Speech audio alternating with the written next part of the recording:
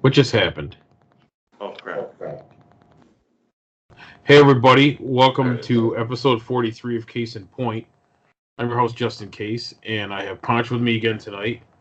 And we had such a great time last week that we are reconvening. And like I said, we're going to try and get stuff each week, get content out. And that's precisely what we're doing. And so we're going to get right into it. Ponch and I have both been pretty busy with stuff that's not, the norm. Uh, Ponch, I was going to have you go first. You had some pretty cool stuff happen in New York. What's your regale us? I might have mentioned in the last episode, but I guess now it's what time is it right now? Well, it's almost Saturday morning, but Thursday, which is I guess is as for the next 4 minutes, it's yesterday. So yesterday, I went to a listening party for the new Dream Theater album, and which is what's cool about it was that today was the official release date of the album. So we were able to listen to the album a day early, and it was in this small little theater. I don't remember the name of the theater offhand. It's somewhere in Manhattan, and it seated 300 plus people, I guess. I'm not sure exactly how many, but what's significant about it is that at some point of the listening party. Oh, and by the way, they also had like accompanying video animations to kind of go along with each track. And at some point, three of the members of the band, Mike Mangini, the drummer, John Mayung, the bassist, and John Petrucci, the guitarist, at least I saw them sneak in and out while the album was playing. And at the end of the album, they had a Q&A session, and they also autographed some stuff. But excuse me, the way you went about getting entry to this event was last week. I guess a store called, I think they're based in Long Island, called Looney Tunes. I guess that's the name. They're selling a 2 LP set, and the LPs themselves are like a limited, special color. I can show it to you in a little bit, but you purchase that, and along with the purchase, you also get a wristband that allowed you access to this event. So, yeah, that's where I was at yesterday. I got. Actually, I'll show you. This is the LP that I got, or the 2 LP set. Oh, cool. And you can see here. Well, let me see if I can arrange it. Yeah, this is the sticker on the shrink wrap. You see it says it's limited 300, so that's how I figure about 300 people were there, maybe a little bit more, because the seating, it was like this weird balcony setup where the actual stage is kind of at an angle going down, and you had the seating area was sectioned off into 2 main sections, and then within there you had like the middle and the side seating. So I'd say like the bottom portion of this seating area, you had about maybe 10 rows, and within that you had like the middle seating and then the side seating, and the middle seating was reserved for, like, I guess their agent was there, some of the producers, the text for each musician, and then I guess, well, at some point the 3 guys show up as well. I think Petrucci's, well, at least some of the guys' families were there also. I'm not sure, wow. but and then behind there was where everybody else sat at. So yeah, that was pretty neat. And yeah, so this was autographed by them because after the Q&A session, they were autographing stuff. So before you took your seat, you picked these guys up.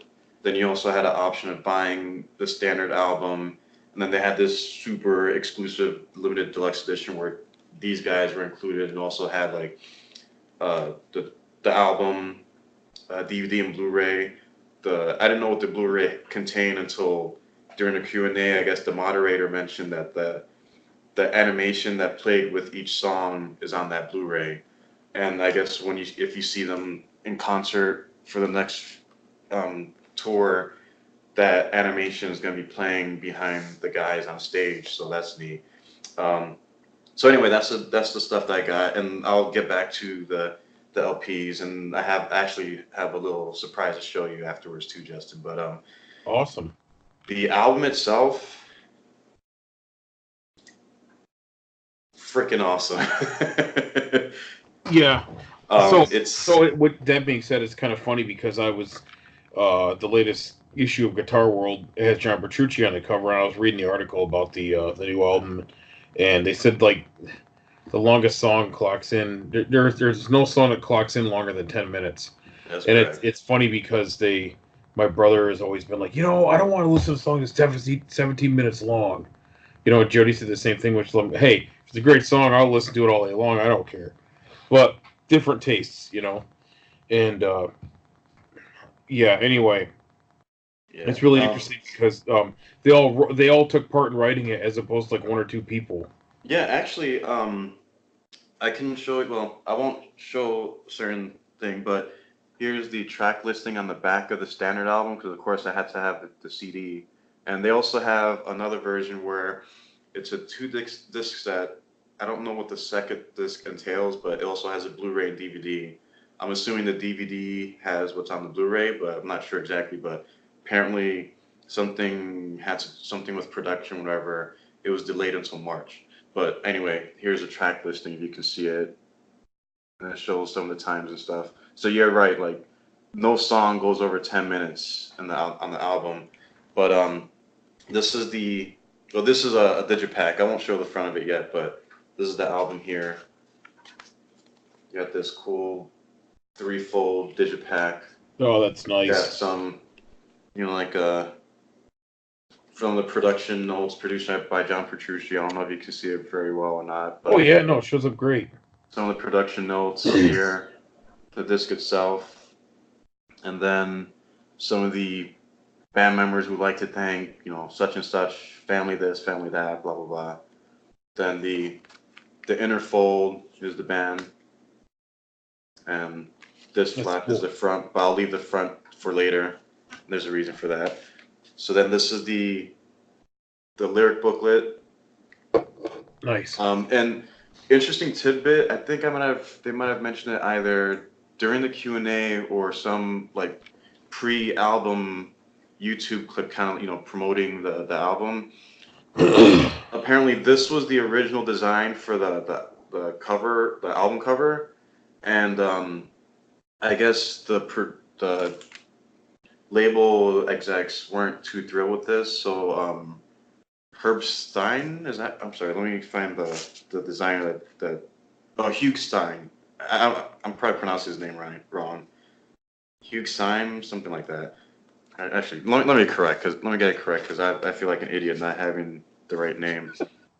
Um, uh, Hugh Syme, Syme. He's the guy that I guess he did album artwork for other bands. I don't know all the names offhand, but so this was the initial concept, but it wasn't flying too well. So Hugh Syme said, "Well, I have something else in mind," and showed this, and they loved it. It was kind of like a spin on like the Shakespeare or Hamlet holding the skull kind of thing. With an AI robot holding the skull. Yeah, Yeah. exactly. So, but here's going back to the lyric book, I like and that the lyric book is in a different color and stuff. I like it. It's a nice contrast. yeah, oh yeah, and Petrucci he liked the design so much that he didn't want to discard it, so he just put it on here instead. They always So have the best. They always have the best album concept art in like pictures and stuff. They never disappoint. yeah, and It's what I like is it's not some random image that you see like a lot of bands do, or they probably have always been doing, but at least with generic Dream stuff. Theater, yeah, and at least with Dream Theater, the album artwork has something to do with the music, even if it's either one song or the theme being carried out throughout the entire album. But yeah, each song obviously tells you who wrote the lyrics. So the first song, Untethered Angel, Petrucci wrote the lyrics. So did the second, he also wrote the second song, Paralyzed. Third song, Fall into the Light. This is a shocker. Well, I thought it was for me. The lyrics were by Petrucci and Jang Mayum. Cool. The song after that, John Barstool Mayhew is a Warrior. bass player, by the way, Yeah, folks. Jang Mayum is a bass player. Fourth song, is it the fourth song? Fourth song is Barstool Warrior, and the lyrics were by Petrucci again. Fifth song is called Room 137. The lyrics were by Mangini, the drummer, and I'll explain what Room 137 means because they broke it down during the Q&A last night. The next song after that is called S2N. I have no idea what that means, so Hmm. yeah, I don't know. Um, and then this song was written by Petrucci and Mayum, so the second song that Mayum is credited with the lyrics, which is pretty rare for Dream Theater albums. Next song is called At Wit's End. The lyrics are by Labrie. Next song after that is called Out of Reach, also by James Labrie, the singer. And the last song in the normal track listing is called Pale Blue Dot. Lyrics are by Petrucci. And then there's a bonus track called Viper King, and the lyrics are written by James Labrie. So yeah, those are all the songs. So the album itself, well, I heard the first three because they released the first three as singles, and I think the order that they come up on the album is also, I believe, the order that they released them as far as singles go.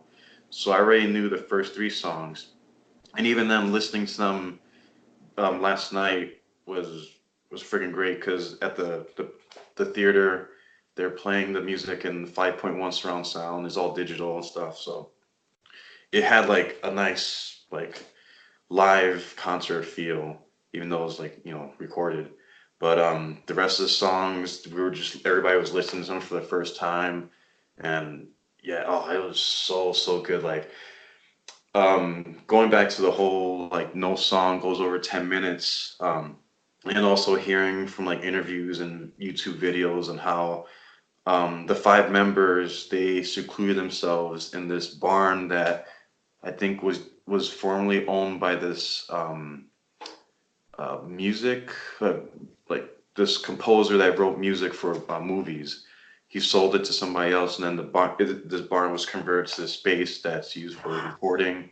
Right. So they went into the barn, recorded, but they were so impressed with the acoustics and just the overall feel, the way the sound just, I don't know if it's resonation or whatever it is, it felt really nice to them. So they decided to record the entire album inside this barn. And where am I going with this? Um, yeah, they shoot.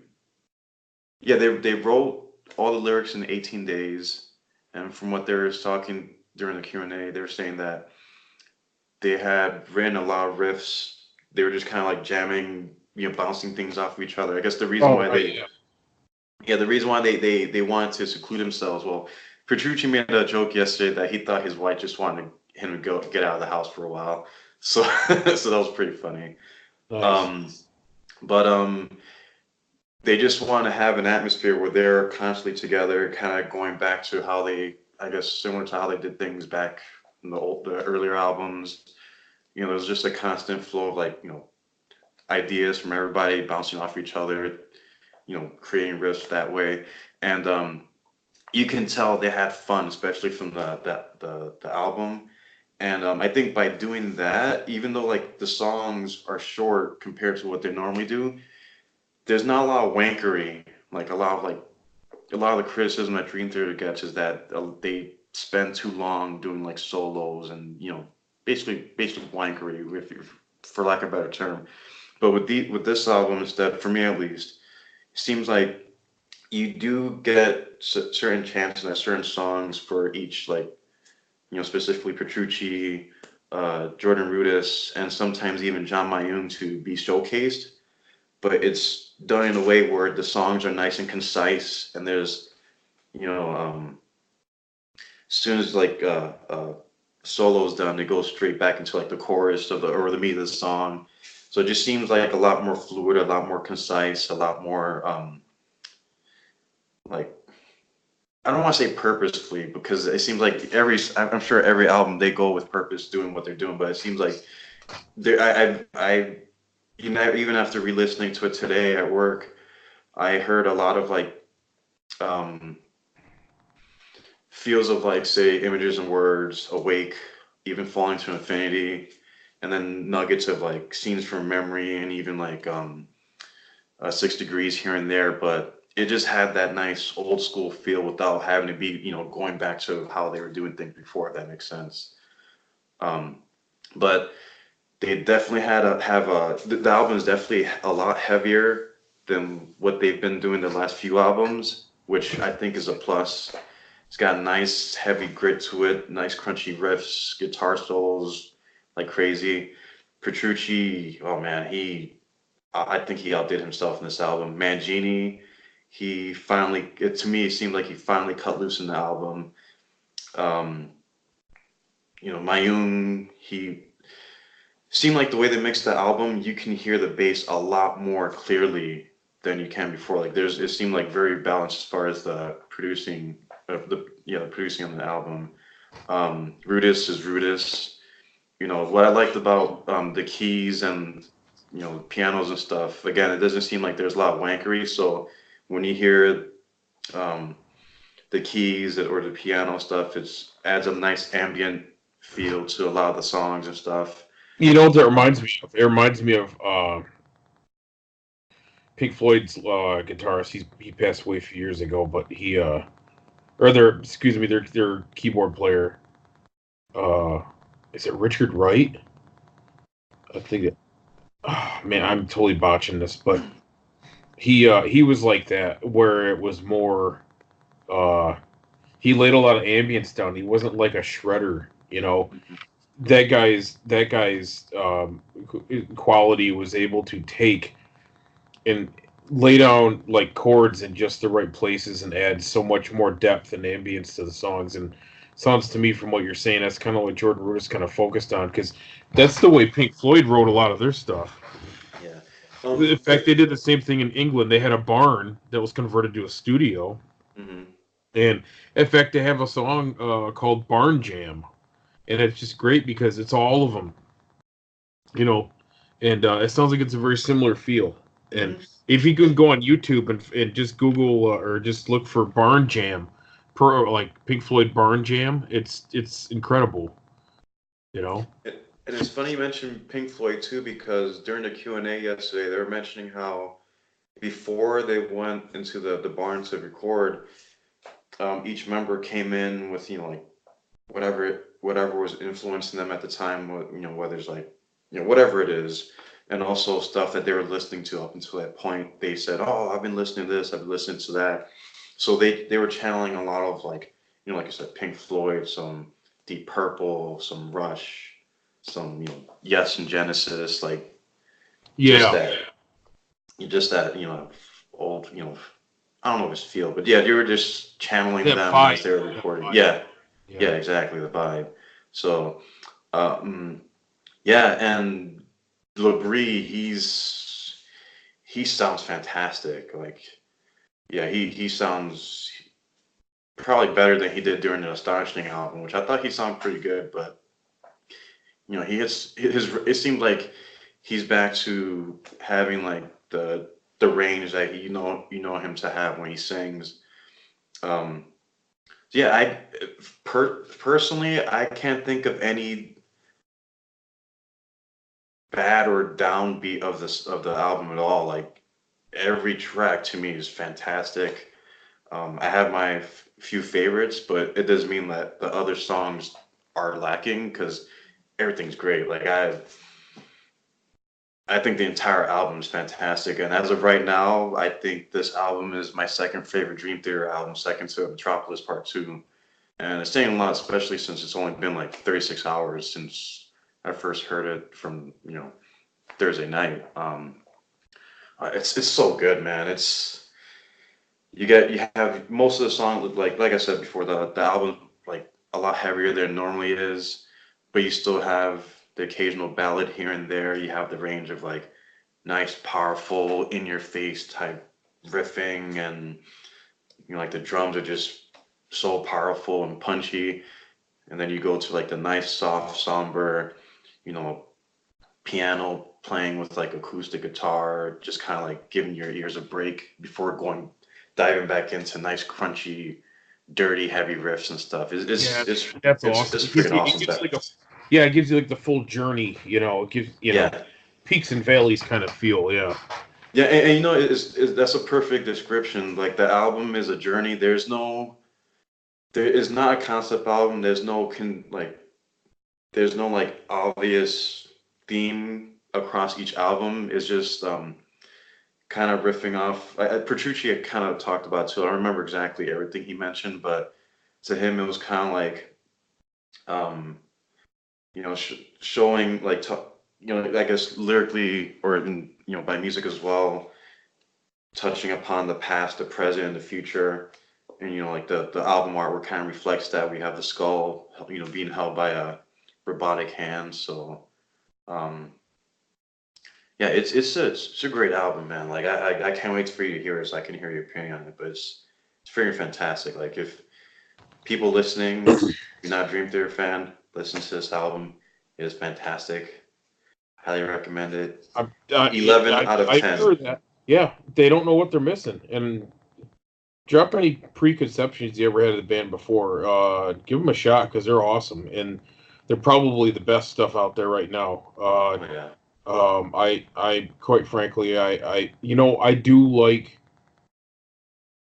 electronic music here and there, but it never should it be in place of anything like all the other stuff. It's like music needs to get back to where there's a variety again, and the thing is that like right now now this is the U.S. market. Okay, this is not the case in other countries. This is what's going on stateside.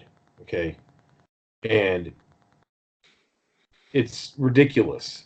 And you can't either people are that fickle or they're the opportunities are being turned away from artists that bring so much to the table that continue to improve.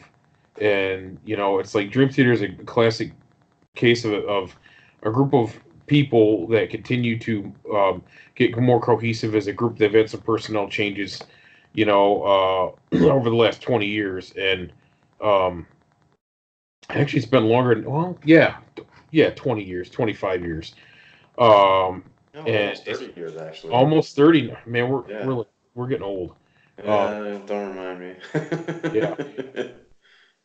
yeah, me. I mean, because it was like they're just there's so much more decent music out there than just the crap you hear on the radio, and that's what it is crap. It's garbage. It's just garbage. And you know give these guys a shot because they have a big epic sound. It's genuine. They're real musicians. They're actually playing their instruments. They're not rolling. They're not rolling piping and vocal tracks or instrument tracks like some other bands. I'm not sure which Kiss band I'm talking about. Uh, at least Nikki Sixx has come clean that Motley Crue would pipe in backing tracks to their. At least he said them. Yeah, no, we've done it, and we need the help because they're older and stuff. And I mean, at least they're honest about it. But anyway, that's a separate topic. But And I listen to a what lot of Eddie Trunk, so I keep up on this stuff. And and for me personally, especially after listening to the album and going like listening to the guys responding to Q&A and stuff, they're the guy. Well, all the members are super nice, like just down to earth guys. Like they've mentioned how even back from when they first started, they were never a band that were popular as far as like pop music goes. Their successes were relied on word of mouth from like their dedicated fans. And they also mentioned last night that they've been to so many countries that they never thought they would. And it seems like they've been to almost every single place that most bands would never even consider even playing at. Like again, I think Petrucci was mentioning they were talking about somewhere in the Philippines, I think, or Istanbul. I don't remember. Like some place you would never consider a band going to, and enough people and social media kept on saying, "Come to this country, come to this country, come to this country." They made it happen. So they're they appreciate their fan base. They acknowledge the fan base constantly, and I figured to go along with that, like Mayung, he's been notorious throughout the entire the lifespan of Dream Theater to be like the social. I don't want to say social outcast, but he's the least socially active of the five members. But He's reserved, yeah. oh yeah, totally reserved. But um, I think after they brought in Mangini, it seems like Mayun, he's still reserved, but he's made an effort to become more socially active. Like during the Q&A, I would say he answered about a third of the questions put Well, that's out. pretty good. That's a change. Yeah, so with him, he's making an effort you know to reach out to the fans. So to me, it's like in a way that's kind of like appreciating. Okay, they have all these fans, so the least he can do is like be more approachable, more friendly with the fans, which he was. And again, you can tell he's still reserved. He's not going to be like super flamboyant like say Portnoy was, but Right. he is making an effort to talk and stuff, which is friggin' awesome. Um, but yeah, trying to remember some of the tidbits that I think you'll find interesting during the Q&A. Somebody had asked, they heard that I think during Astonishing or the self-titled album, Petrucci recorded some of the songs with a seven string, and then the same guy also heard that he might have recorded some of the songs in this album with the eight string. And Uh-huh. I don't remember exactly if he did record some of the songs with the eight string. You probably know better how to hear it than I would once you hear the album. But he did say that let me find the note. He said that an eight string Ernie ball is in the works. So that'll be something to look forward to when he does do that. But I'm because surprised this. This is an 8-string electric. This thing's a beast. That's not a fretboard, it's a cutting board. You can chop vegetables on it. Okay. Can cut and marinate some steak on that. Yeah, and I just polished it too. I had some Ernie Ball. That's not a plug, but I had some Ernie Ball polish. I put it there. You can see Ponch's face on here. If my kids weren't asleep, because my son's bedroom is just above my studio, I would plug this in and play some riffs, but it's really late now. So, but yeah, this one's great. But this is an 8-string, and typically guitars will have 6 strings on them, okay? And like a lot of bands now are starting to go to these, like Tony McAlpine. He exclusively plays 7s, but this last tour he was on, he brought on an 8-string. And what it is like a lot of bands will not want to play 8 strings because it starts getting into bass player territory. Because a string that's low. That's dirty too. Yeah. I mean, it's just because so you can start playing bass lines on these things. So, and even with a 7-string, you can kind of do that. So. But it's like a lot of bands, they're starting to do this now. Because like in the 90s, Korn, Steve Vai started using 7-string guitars in like 1990, 89, 90. I think they started, he was the one that started using like 7 strings in a rock context. Prior to that, it was like so a lot of the jazz guitarists and stuff, like George Van Epps, those kind of guys, they were using 7 strings for jazz, right? Well, fast forward to the 21st century, and I think it might have been Meshuggah, the metal band Meshuggah, that started using 8 strings. And they notified their bass player his services were no longer required. That's pretty bad. Yeah. So it's 2 guys playing 8 strings. So they're the 2 guys I knew that were playing those. And Rusty Cooley, there's another really good guitarist. I think he's based out of Texas. always liked his name. Yeah. He played Conklin 8 strings. He even had a 9 string. Wow. And then he sold that off because I think it was probably just too low. I don't know, but it was like he played a Conklin 8 string, which I thought was insane. And he was one of the first guys I saw ever play an 8 string, and it blew my mind. And he does this song called Prelude to Madness, and it's I've like heard that song. it's phenomenal. And man, I got it playing in my head right now. It's just driving me bonkers. And wow, yeah. And it's just a lot of guys are going to these 8 strings now. And so yeah, this one I've shown it before, but this has a 9-volt battery. Look at that. Look at the lines on that neck. I mean, it just flows. Look at that. You know, That's really cool. This feels like glass, and it plays like glass. And but anyway, yeah, it's kind of neat. I'd love to see those 8 string Ernie balls. Yeah, it's interesting because he was mentioning how I guess up until I don't know either I guess recording the album before then he's never played an A string, so he tried it out, he liked it, and again I don't remember if he mentioned in this album he used the A string or not, but it's still interesting that even with him as accomplished as he is as a guitarist, he's always willing to like you know try new stuff to add on to what he already can play and stuff. So it's pretty neat. Yeah, because like I know he had that double neck Ernie ball. I Yeah. think the top had a 12 string on it. I think, and yeah, this is a 7 string right here. So it's just got the low B. It's already. I mean, this one's definitely got some girth to it, but maple fretboard is like glass. This one's got a back plate, but I've had this one a long time. I've had a 7 string for 17 years. This is a 17-year-old guitar. This is the last left-handed 7 string that came out of the Kramer factory. Wow.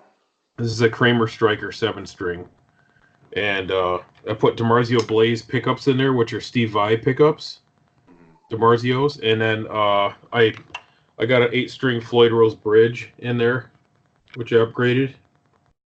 But yeah, I mean, I got into 7 string because of Tony McAlpine when he started with Planet X, which is why he got into playing 7 strings. They're like, hey, we want you to have, I think it's because they want a little bit more depth to the guitars. So he got in, he never played a 7 string before, and then he got used to it. So now, like I said earlier, he exclusively plays those, and then he has the 8 string that he brings out once in a while. But those are all Ibanez stuff he's playing now. But that's really neat. I'd love to see what that looks like. I bet you it'd be an 8 string Majesty. Oh, that'd be so Because awesome. his latest Ernie Ball guitars are called the Majesties. And like I've got the JP6 6 string. And I was kicking myself because if I'd known I was going to be taking lessons from Tony McAlpine, I would have just went out and bought the 7 string, get it in Mystic Dream paint job, but That's awesome. I might buy a Nerdy Ball 7 string and just get it in silver, you know, like a JP7 or something like that. Yeah. That'd be kind of That's neat, cool. but because this baby's it's getting up there in age, and it's guitars. Unfortunately, when you play them a lot, they start to break down on you. But this one's still got a little bit of life left. But yeah, but anyway, that'd be great. I figured he would have made that jump sooner or later, Oh yeah. Yeah. But I'll still tell you, I mean, the JP6 model are still my favorite aesthetically. They're still my favorite version, and that's why I went with that because that was the start. That was like the model he had when he switched over from Ibanez. So, and I love the tone of those guitars. So, but anyway, yeah, no, that's cool. Yeah. If you would, if you want, I can show you what's inside the LP set because the LPs themselves are pretty neat. Like Oh, you already I can opened go. it? Yeah, yeah. Well, unfortunately, they recommended us to have it unwrapped so that the guys can sign on it because I think the shrink wrap. I don't know if they'll take the Oh, I ink see. well. So, and what sucks too is that they gave us these serial numbers, and the LPs were sealed before they could put the serial numbers on. So we got this to put No, on no, here. no. That's I don't see that as a drawback. At least they're just So, being honest with you. oh yeah, yeah. But what's cool is that I got, well, here's a camera. Got 74 and 75, so I got two. Um, yeah, here are the autographs. This one is John Mayung's autograph, Petrucci's autograph here. Let me see, like, there it is. Yeah, Petrucci's There we go. here. John Mayung is right here. And this is Mike Mangini's autograph here. So, and then this is the back. Got a bunch of skulls playing off the whole. So where was Jordan Rudess and James Labrie? They just decided not to go. Well, I think Rudis, I think he might have been doing other music-based stuff, but I think Labrie, I think he was on vacation. Because Ah, I saw a tweet from him today talking about how he just finished skiing this mountain and blah blah blah. So there you go. But yeah. Well, Petrucci mentioned if they were able to make, if they would have made, were able to make it to the listening party, they would have. So, but here's when you open it up. I can't capture the entire thing, but I'll kind of pan over. Got the image of the no, you got it band. all right there. You got it all right there. Yeah, you got all the members at Oh, least. sweet. All right, that works. Stop right there. Perfect. There you go. Yeah, so it's pretty Man, neat. they've always had great, like I said, always great album artwork and pictures, and they Oh yeah, definitely they put they either hire someone who's really good or con they consciously put a lot of effort into it, which is yeah. hey, Well, I'm old school like Eddie Trunk, man. I like the liner notes. I like the packaging. I want I'm you know it's all complete package. Like one, yeah. there's care and thought put into everything, even like you know like I was talking about before. This initially was an original concept for the album artwork before it switched to what it is now, and you know, despite that, they still kept the original one and used it for the cover for the lyric book. So it's pretty cool. Um, so this is the lyric book for the LP. It's pretty massive, Yeah, and it's great. yeah, the print job on this and the quality of the images is just freaking spectacular. It's really really Wow. nice. So you got, I think, four songs here. More songs. That those pictures kind of remind me of like the just the straight up self-titled Dream Theater album that came out a few years ago. Yeah. Oh And yeah. it's kind of funny because like those pictures there on that album artwork are like they're dark, but they're not like doomy or gloomy or anything. They're just kind of just more like tranquil, you know. Yeah. Like somber, tranquil, quiet. Yeah, and I like that. I think that's nice. Yeah. Yeah, it's very well done. I really like it a lot. Except for the skulls, I guess that's kind of death metalish, but Yeah, well, I but mean, it looks cool. oh yeah, I think so. And then here's one of the LPs, which I think is really, really neat. So they're both, it comes with two and they're both double-sided. So you have on the labeling on each side, you have different angles of the skull. And I don't know if you can tell, but there's like this half, I think they call it, let's see, they called it something. They called it half black, half smoke. Yeah, I saw that. Yeah, So it looks like it's so broken. yeah. Because when you match it up to your wall there, it looks like it's half of a record. That's funny. Yeah. Well, this part's translucent, which Oh, is there pretty you go. neat. And There you then the solid part, I don't know if you can tell, but some of it, the ink kind of looks like it's kind of, wavy-ish. Yeah, It's a that's pretty cool. neat effect. And I don't know if you can see it from here, but in this area here, there's Is that a like, seems guitar like there's pick? like, hmm? It looks like there's a guitar pick sticking out of it or something. Oh no, no, that would have been awesome. Oh, right here? Yeah. Oh, that's part of the black ink. Oh But it wow. seems like there's like handwriting or hand stitching. I don't know if that was done in the master mold, Huh. but yeah, it'd be interesting to know like what that is or what it means, or if that was, again, if it was done in the master mold or if it's something that they etched individually. I don't know. But Right. yeah, here's one side, here's the other side, and then same That's thing cool. with It's the the other LP. Hmm? back of the skull. That's cool. Yeah, so I'll show you the other one too before I show you the little surprise that I told you about before. So here's the second one. You have the front of the skull, and then another angle of the skull, the profile. And again, you got the half black, half smoke, and a different variation of ink. And I'm assuming each LP to have their own variation of how the ink was applied for the black part, which I think is pretty neat and adds more uniqueness to each LP that people got. So, yeah, so I already showed you the cover, the autograph cover to the LP, and the surprise I was going to show you, um, which I'll actually be sending to you with a little goodie box, is I got the album autograph for you. That's So, awesome. yeah, but there's some good news and bad news to this. This is Petrucci's autograph, Lang's autograph, and Mangini's autograph. So the bad news is Mangini's autograph was smudged. The good That's news awesome. is Petrucci smudged it.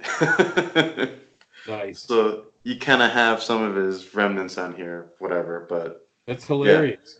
yeah, I figure you always tell me, like, man, why can't those guys come over here? So I figure, you know what? Till they actually do, this is the closest thing you can get. So I'll be That's sending awesome. that to you. Hey, I appreciate that, man. That's awesome. Yeah, no problem.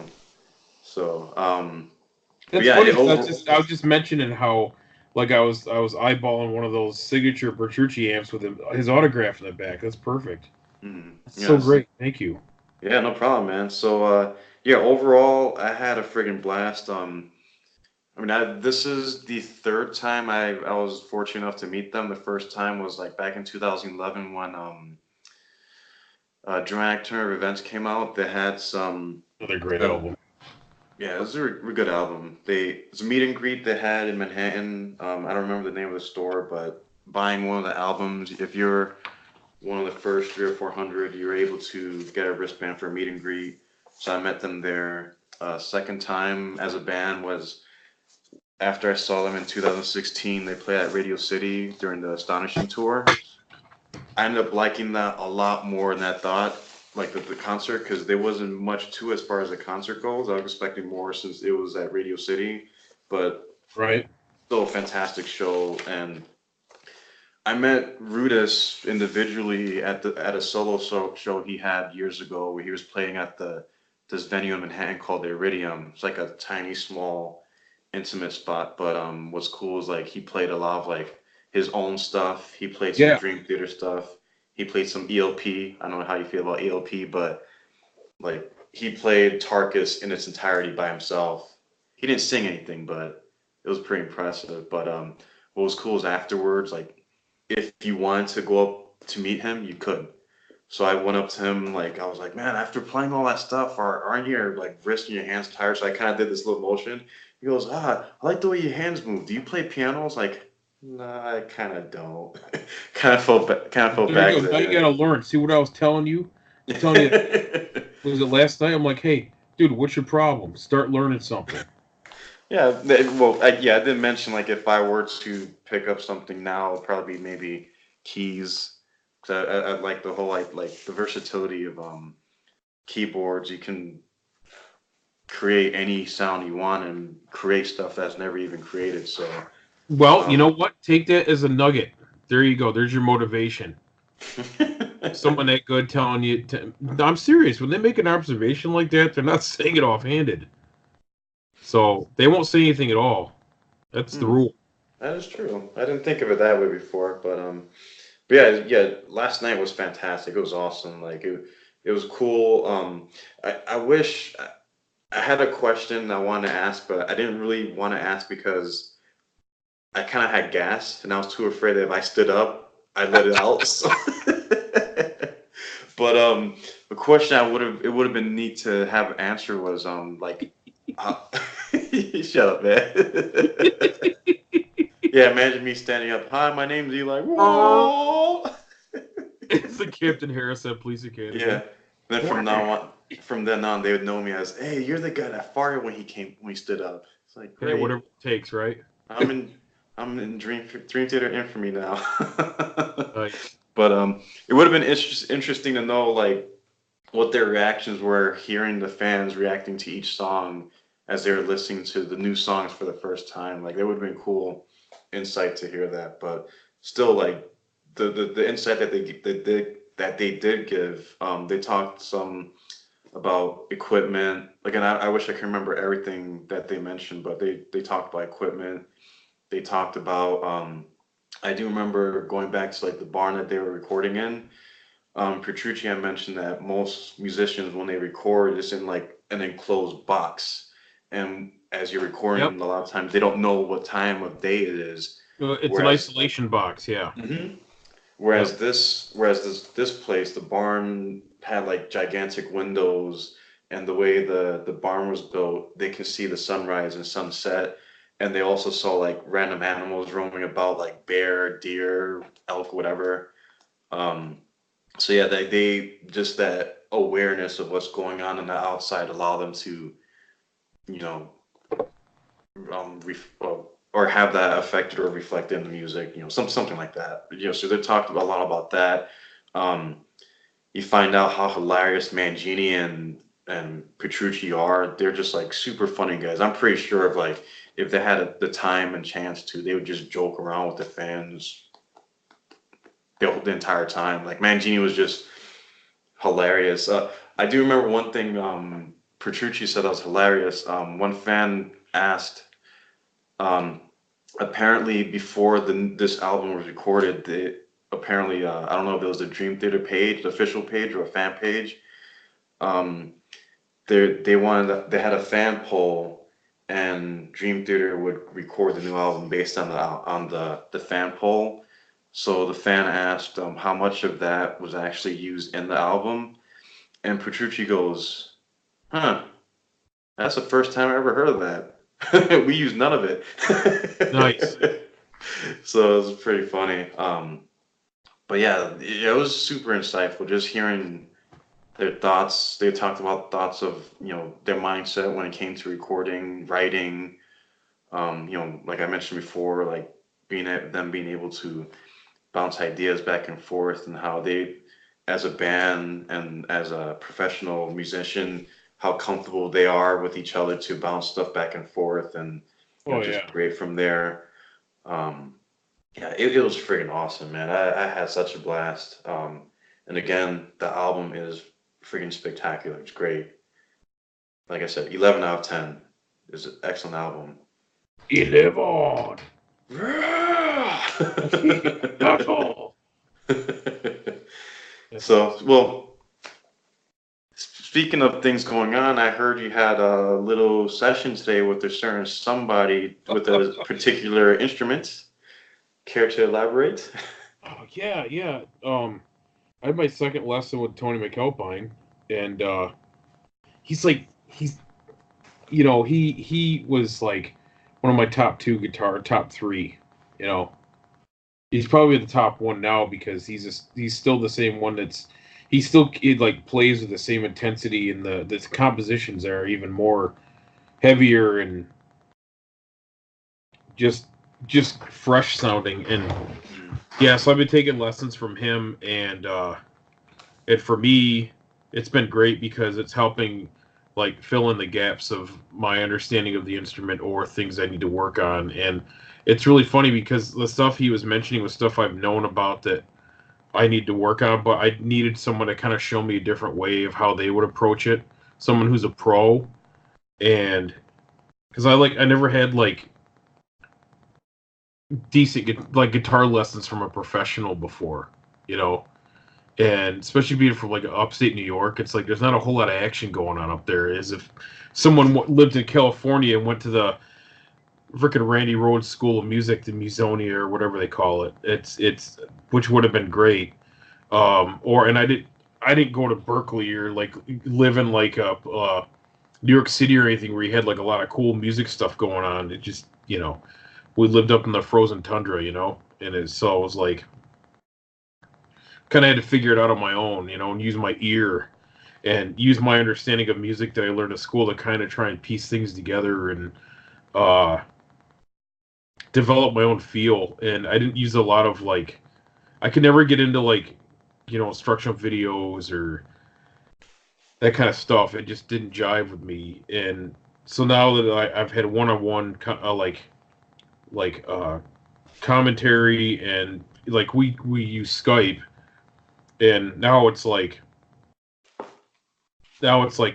he's gonna give me some more difficult stuff to work on and kind of just keep. And I was like, all right, so it's like a dream come true for me. It's like gold in my hand, because I mean, he's like him and like freaking Derek Sherinian and like Planet X and you know, uh, it's just. I mean, for me, this is like the cat's meow. So I've got a lot of work to do, but I'm going to do it, and I'm gonna do. I told myself I'm going to go. I'm throwing everything I have at this thing, and I'm going to go in like this thing, guns blazing, and just give it all I got. And yeah, he was pretty happy to hear that because I told him I said I got out of playing guitar for a while. I mean, I kind of went through like a depression thing, so.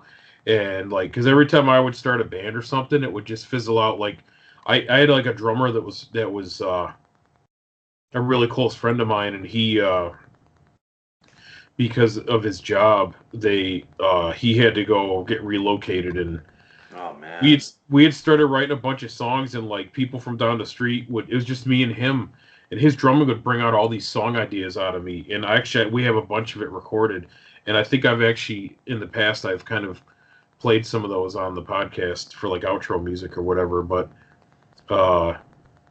it's just like now it's kind of like I mean I'm not 17 years old, but it's like I'm able to go and get lessons from a pro and get like where I need to hone in on, and from someone who can assess someone's ability in like just a few minutes.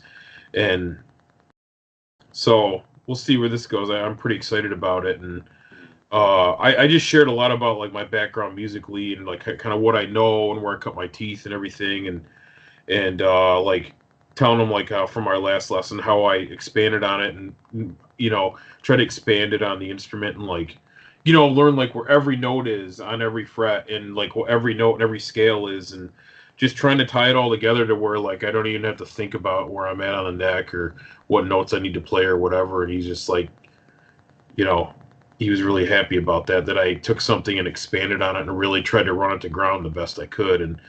And he's like, he said it's not easy to do that. It's not. I mean, you got 12 frets here, you got an open position, and then these things on the neck are called they're like fret markers.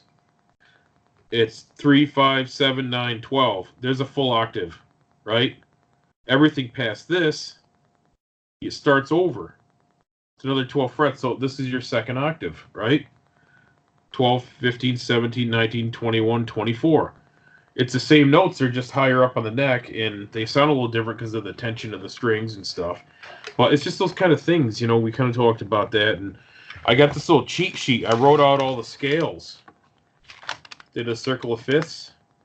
So, oh yeah, you showed me that before. Yeah, so this is like I'm educating myself on how to do all this stuff. And so, without getting into a lot of theory and stuff, because I know people might be kind of bored about the stuff already, but it's my podcast, I'll put it on there. I don't care. And this is stuff that Ponch and I like to talk about. So, and we are going to get to some other non-music stuff here in a second. But no, it's just great. I'm really excited, and it was like when he already told me he's going to give me some like more difficult stuff to do after this one lesson. I was like, oh, this is great, and I must not be as bad as I thought I was, But I mean, I'm a humble person. I'm not an arrogant person, and I'm not going to sit there and act like I'm all out of a bag of chips. I just have fun doing stuff, So no, it's great, and I mean, there's a lot of cool stuff coming out right now too. I transition here to, some toy stuff. Is you and I, Ponch, had talked about Snake Mountain. $600 was the price point on the Snake Mountain from Super 7, and pre-order starts in May. and they said they were going to do $100 a month like payments, right? I'm just like, what's wrong with this picture? I just it gets borderline where you're like, okay, this would be irresponsible of me to buy one of these, you know. But I'm probably going to do it anyway.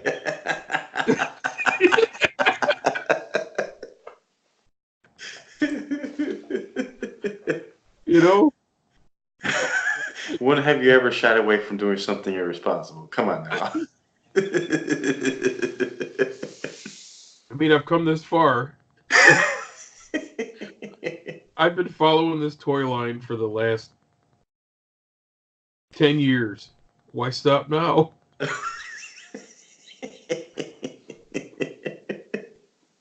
Oh, goodness, man. I mean, at this point, there's over 100 figures. I have them all, you know? That's insane. That's insane.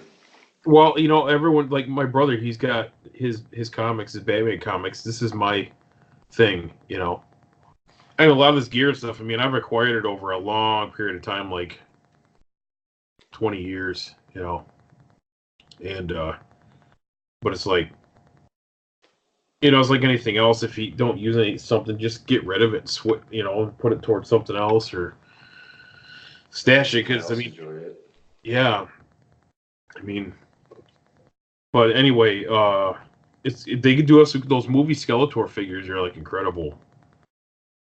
Yeah, I remember you mentioned it briefly last episode, and afterwards I went on Toy Arc. It's a really good toy website. If you guys don't know about it already, I'm sure we've talked about it plenty of times. But for me, that's my main source of like at least North American based toy news. Toy Arc is usually pretty on top of all that stuff, and they had a huge toy fair presence last weekend. So yeah, I saw those. Man, I don't know how you are about the He-Man movie, but those figures, man, it's like they literally just ripped it straight off of the movie. Like the detail is incredible, especially at the both versions of the Skeletor, like the Skeletor with the gold outfit and stuff. Like just the little like tchotchke type detailing is just insane, man. Did you say tchotchke? I can't think of anything. That's awesome. It's tchotchke. It's tchotchke. Tchotchkes and doilies. It's the only place you can get my doily. But speaking of your He-Man figures, did you see where it was like a tiny trailer announcement, but not trailer, but teaser announcement. They're gonna do similar treatment to the MOTU figures, but for Ninja Turtles, and they Is that the teased one it where with they like had that's the one where they had the Bebop and Rocksteady? no, that's NECA. Oh, that's NECA. Yeah, Okay. those are awesome too, but with how Super Seven, well, Mattel and Oh Super yes, I Seven did see now, that. Yes. yeah, I read somewhere that they haven't finalized how they're going to proceed with releasing the figures, but as of now, they want to do what they're doing similar to the He-Man figures, where it's going to be subscription based, and you order, pre-order per, yeah, like I said, just how they're doing with the He-Man figures. I mean, these ones were nice. Which one's that one? These were the Playmates Ninja Turtle Classics. Okay. Oh, those And are nice. yeah, these came out in 2012, and they're based off the animated series. Okay. In fact, they say Viacom 2012 on there, but don't buy stuff from ToyWiz.com. I got these, and for what they charged me for these, I got these in. I've ordered 2 sets, one for me and one for my brother-in-law as Christmas presents, right? They were all smashed. The boxes were all, the cards and everything were all smashed. Oh, that's terrible. And I'm like, you know what? It's gonna me sending them back. It's just gonna be more of a hassle than it's worth. So I just opened mine and I gave the better of the 2 sets to him. Mm. You know, I took the worst of the ones since I was trying to get him as Christmas presents. So do you know the Figure Arts Dragon Ball Z figures I collect? yeah. They also released Ninja Turtle figures based on the cartoon look. Yeah, I did see those because you have the Shredder, right? No, no, I don't have the Shredder. I don't think they ever made a Shredder. If they are, they haven't released them yet. But what's I saw a awesome, prototype for one. maybe I think It was a that. few years ago, though. It was a few years ago. I don't Mhm, think they ever put it out. It was a like a demo at one of the toy fairs I or think so. San Diego. But what's cool about the that version of the Ninja Turtles, the feet are die cast, and other parts of the body, like specific parts, are die cast, and they did that so that you can like pose the turtles in almost any position you want. Right. And that's so nice. Yeah. um, You know what'd be but neat is yeah, if they came out with a turtle van. That'd be kind of neat. oh, that'd be awesome. I like Trinos too. That'd be Roxy cool. and So I'm interested in seeing where if Super Seven does proceed with doing like Ninja Turtle, whatever they're gonna call it, like maybe like since like with the He-Man figures, they released all the vehicles and that big horse. I don't know names, but you know which ones I'm talking about, right? Like they yeah. released all that stuff, so I'm assuming or hoping that they would do the same for these turtle figures. Like have the turtle van to scale with those figures. My dream is having them release like a Terradrome to scale with the turtles, or at least some sort of scale where they're much bigger. Have like Krang with the the brain guy. I don't remember his name offhand, like, but that'd be so cool. It'd be Who super. Krang? Yeah. Well, the you know how he's in the big body. I didn't think that. I thought that was just his. That was just his like mobility droid suit. I didn't think that he had a name. Did he? Oh, I thought, or maybe it's just me thinking that he had one. I don't remember. Or Because maybe I gave that him a thing name. was weird because it was just like a it was just a droid that he commanded with his little levers inside, so it didn't have its own personality. Yeah. But it would be Oh like, yeah. you know, Uh, yeah, the skin tone color of that guy always bothered me, even as a kid, because it made me think of like my grandfather on my mom's side for some reason. He just had similar pale skin color. I don't know yeah, why. it's friggin' pasty. Yeah. Yeah, um, yeah. So that was awesome news. One of my favorite pieces of news I read from Toy Fair last week. Um, Trying to think what else. Well, like you were mentioning the Bebop and Rocksteady, the NECA figures. I think they're Target exclusive, and I don't know if you saw some of the images, but at least the ones I saw, they had like a two-figure box set or several of them behind the Bebop and Rocksteady figures, and it seemed like one of the turtles came with the Foot Soldier, another one came with Shredder.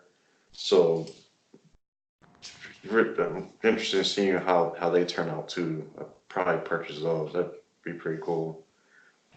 yeah. Um, Trying to think of what else. Like what piqued your interest during the Toy Fair news Well, last I week? they had like they had some Marvel statues and stuff, but I'm kind of like they're statues, and for what they want to charge people for these $400 or $500, maybe more a piece. What a ripoff! I'm. Why would I spend that kind of money? Is it like I think X-22 was there? Like it was like Wolverine's offspring or whatever. She's got the two spikes Oh instead of the. yeah, yeah, X-23. I mean, they look nice. I did see a Magneto there. There was. I think there was like the classic or 1990s era Wolverine with like the yellow and black, outfit. My favorite one is the early '80s The Wolverine. brown one. Yeah, that's my favorite. Yeah, That's the that's Wolverine I know and love. You know, and that's I think in the movie universe, I think X-Men's kind of run its course. Because I know Hugh Jackman's like, I've been doing it so long. I think he's kind of ready to be done with it. So, well, which is fair. have you seen Logan? That's the one with like that. That's the real intense one, right? Yeah, that's the last Wolverine movie. That's not the kind. That's a little too heavy for me. I like Oh, my okay. movies to be. I don't, Punch. I don't watch sad or stressful things really a whole lot. When Aquaman and that kind of stuff is what I like. Okay. Yeah, it's just not for me. Well, I only mention it because that definitively, well, unless Hugh Jackman does a random Wolverine cameo here and there, but as far as like starring role as Wolverine, that kind of put that to bed. And I Yeah. don't think this spoiler, but most people probably knew that before the movie Well, was the ever movie's a even few coming years out. old now. I mean, it's fine, but it's. eh, I guess my thing is I am more excited in like what Star Trek is doing and stuff now. With Patrick Stewart announcing his Picard series and that kind of thing. So, uh, yeah, and that was funny too. Is like there's like no Star Trek toys out. Yeah, You that's would think true. you would think that like I mean they took a bath on those like Kelvin Timeline Playmates made those Kelvin Timeline toys back about what 2010 or 2009 or whatever. Yeah, they were not And good. yeah, it was pretty rough. And they didn't even like finish to release all the pieces for the bridge playset. And they weren't even consistent like with which figures contained what pieces of the bridge playset. And the bridge playset was just this plastic mat that had the consistency of a garbage bag. Yeah, it's And terrible. yeah, and the transporter is just cheap. His toys are terrible. Of course, I own them. You know, What did they're I say before, man? yeah. Um, I do have the Electronic Enterprise was nice though. That one was nice, and the tall figures those are really nice. Mm. The ones the big whatever they 12-inch or 16-inch whatever they are those were nice. Mhm. They did a good job on those. Like pretty for a being off the shelf. They're pretty nice being on the retail. So real cloth clothing and accessories and stuff. Pretty good. Have you So ever? the stuff wasn't all bad. Okay. Have you ever heard of Mezco Toys? Yeah, I have the Thundercats Mezco um figures. In fact, I've got like a Mumra. I've got the Mumra, Lion-O, Panthro, and Tigra. I never got Chitara, but I should pick her up at some point. But Mm. um Well, they have a line called a 112 Collective where they're like 1/12 scale figures, and they like the sculpt job on them are really nice. They allow them to have like cloth suits or cloth outfits, and I want to say 2, 3 years ago maybe they released a few Star Trek figures. Like it was based on the original series. They had like Captain Kirk, I think Spock, and Scotty were some of the figures. I don't have them, but I've seen them before, and they look really, really nice. So maybe that could be something worth looking into also, because they're pretty top-notch figures, and it's kind of like a mini version of Hot Toys, where they have like a bunch of different like hand swappable hands, a bunch of like accessories, a nice little um, figure stand. Um, yeah, really cool stuff, man. yeah, NECA's got great stuff. And NECA's a nice alternative to Hot Toys because Hot Toys in like Sideshow Collectibles, those two guys are like wicked expensive and they're nice, but I don't think there's enough value there for um charging as much as they do $300 or $400. Like the couple that I really liked that Sideshow or not Sideshow, but Hot Toys did were at least I think it was Hot Toys did the Storm Shadow and then the Cobra Commander. Um, and I think they did. Yeah, the Cobra Commander I saw he had the hood with Mm. the eye cutouts, but they had a really nice Storm Shadow, and they did a Snake Eyes as well, Oh, that's and cool. they were just so great. Whenever I saw that Storm Shadow at like Hastings when Hastings was open, uh, it reminded me of you because I know you're a huge Snake Eyes and Storm Shadow fan. So and That's cool, and man. that's one thing I liked about the G.I. Joe movies was those battles that those two had were like really good, like the swords and crap. And it's Ray Park. How can you go wrong? You know, it's freaking great. That It's is, like Duel of the Fates, except this Duel of the Ninjas. You know. yeah, that is true, man. Yeah, I remember like the first G.I. Joe movie, like that the Snake Eye Storm Shadow fight was the only, in my opinion, the only redeeming quality of that movie. Everything else, yeah, I care less enjoyed it about. for what it was as a whole. Yeah, I think you say that for most movies that most people hate. So. Pretty much, yeah. No, I'm my own person. It's not to be different. It's just I that's my personality. I'm wired differently than a lot of other people. So Yeah, I that's think fine. what I find, I think I appreciate things about movies like different things than most people do. So now you could take a movie like Avatar, did nothing for me. It's a box office, record holder, but I'm like, big friggin' deal. I'm not. The story sucked. Um, other than it takes more than fancy graphics to impress me. It's funny they're talking about this Avatar 2, and that never friggin' came out.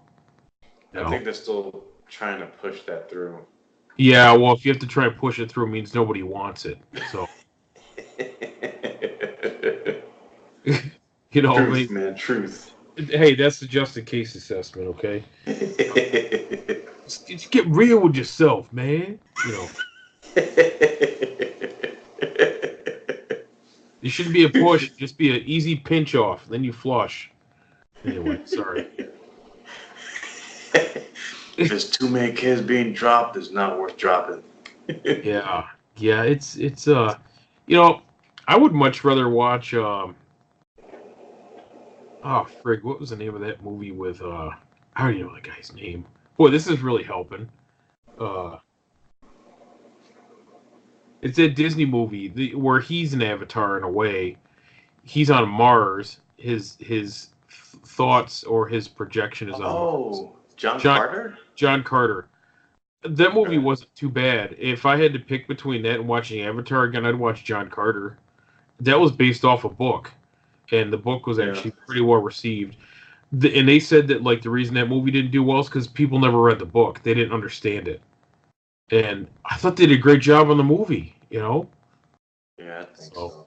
I Yeah, like it took place during like the like Victorian period. Like his body was in that crypt, and then like all the stuff's happening on Mars or wherever it is, and like his body's locked in this crypt. You know, it's crazy. Yeah, yeah. I don't. I mean, Avatar is okay, but I thought it was overrated. yeah. It was all hype, and Yeah, I agree. So. I remember like the 3D stuff. It was like I never. That was the first 3D movie I ever went to, and I think that movie kind of pushed the genre through, or the hype for 3D. And it's funny. I went with my buddy Ian to see like episode one in 3D, and I took the glasses off, the 3D glasses, to see actually what was 3D. Because if you take the glasses off and you're watching it, you're like now you can see where the rubber meets the road. Because if something on the screen is blurry, then you know that's what's actually been rendered in 3D. And so that movie was not true 3D. It was they just took some images of a few select ones. Like, okay, so you mean to tell me you charged me an extra $10 or whatever it was for on matinee for a 3D movie, and the only thing I get to see in 3D is Newt Gunray and Lot Dodd? You think I care about that? No. Friggin' Lot Dodd, that's the best you can do. Not even Ric Uh, Olie was in 3D. Chip generator's been hit. You catch on pretty quick. It's like this kid, Anakin Skywalker has my job. I better kick him off the.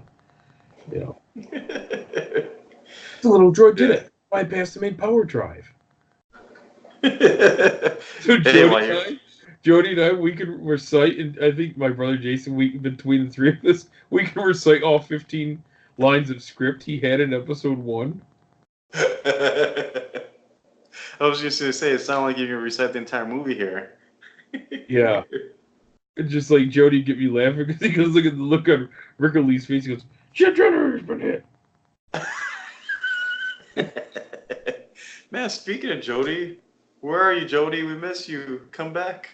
Oh, that makes one of us. Ooh. I'll tell you where that turncoat is. He went on someone else's podcast. That's where he's been. Oh man, it's going As I around. just fall backwards in my chair. I can't